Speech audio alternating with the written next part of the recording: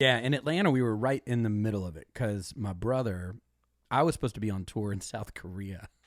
Oh my gosh. Right now while we're talking, and it was Rita Wilson and I were going to go over and do our show that we've been doing, and we were just going to go to the different army bases in Asia, and at some point Rita called and said, "Man, this is really scaring me," because her husband was filming a film in Australia, and she was like, "Let's go to Australia, and then Right. then we'll go." And I was like, "Well, if we're going to cancel the tour."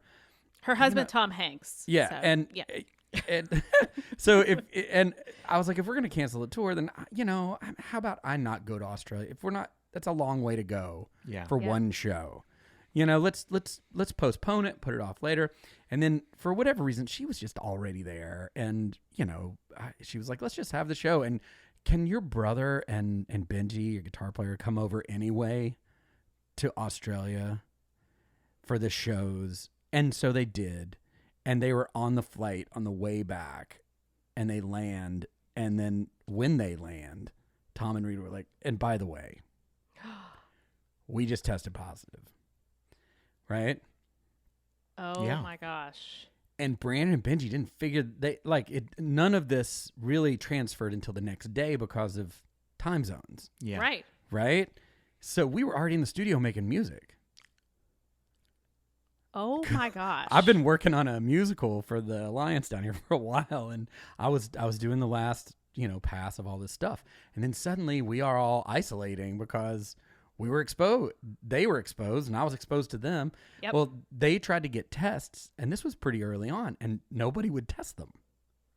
So finally we got him a test, and he came out to be negative. We're all fine.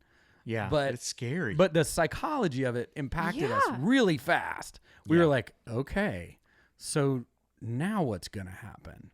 So how did you handle that? Because those are the conversations I'm starting to have with friends now where, especially in the very beginning, as everything started unfolding, we didn't have a ton of information and everyone's kind of trying to figure it out. And then there's so much misinformation going around. Oh, yeah, it's crazy. And you're on quarantine and you're like, well, what? I don't know what's going to happen hour by hour or day by day.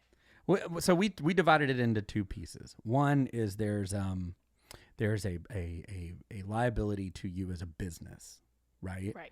And you have a responsibility, and then you have a liability, and then you, as a family, you have to make choices of what your responsibility and your liability is. So we divided them into because my brother and I are children of my father's analytical brain. And we didn't always have the same decisions, but like my ex-wife donated a kidney last year, right? Mm-hmm. So she's immunocompromised. So we thought, should we be moving the kids back and forth? Yeah. Right. During the time where I think I'm exposed, her parents are still alive, and both my parents have passed. So I don't really have an older